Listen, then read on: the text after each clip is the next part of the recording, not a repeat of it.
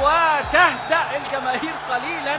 بشكل في منتهى الخطوره للثلث الهجومي والدفاعي لنادي الزمالك، ولازم نادي الزمالك يحرص اكتر من كده ونشوف الهجمه دي. عبد الحليم علي وهجمه زملكاويه من ناحيه الشمال ويلعبها بينيه وحسام حسن وتشتعل المدرجات البيضاء. حسام حسن سادس اهدافه في الدوري العام وعبد الحليم علي وفرحه كبيره كبيره كبيره.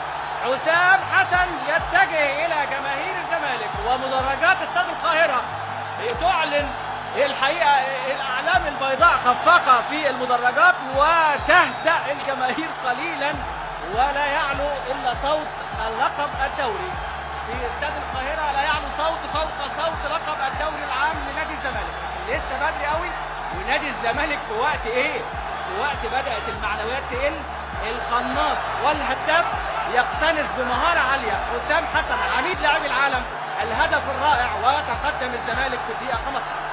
يعني الحقيقه يمكن الكره دي عمل فيها مجهود كبير جدا حسام حسن وايضا عبد الحليم علي اللي رايح فعلا يعتذر، لان راح عبد الحليم علي في مكان رائع جدا جدا من ناحيه الشمال.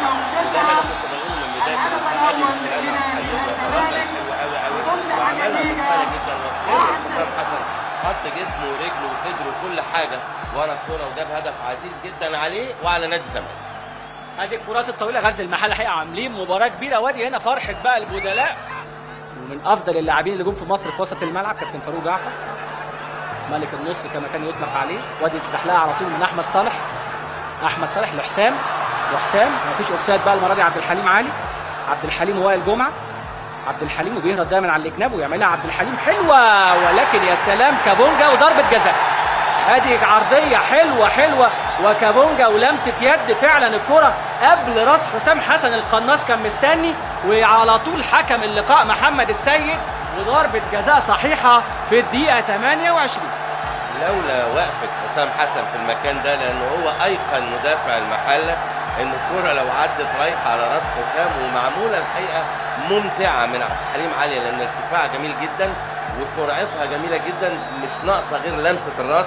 خلي بالك بص خلي بالك يا كابتن علي بص الرفعه يعني هو واقف بص خلي بالك ايوه وقفته طبعا لازم يعمل كده. لو ما عملش كده كان حسام حسن ركب على الكوره ومكانها الشبكه بشكل طبيعي جدا.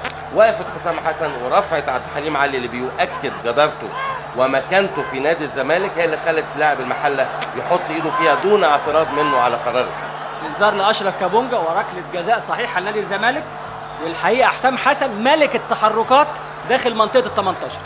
حسام حسن الحقيقه بيتألق داخل منطقه الجزاء ونادي الزمالك. وداخل هنا محمد صبري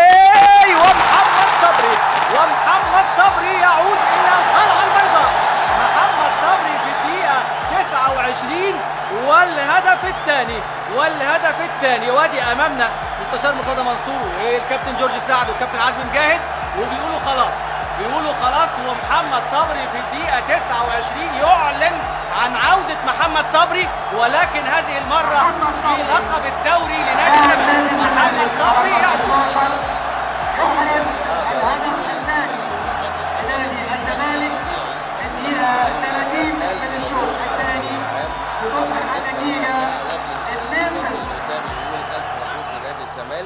وطبعا هننتظر حتى صفاره النهائي لنؤكدها. لكن زي ما قلنا يا كابتن علي محمد صبري مش بس عشان جاب ضربه الجزاء لكن هو ده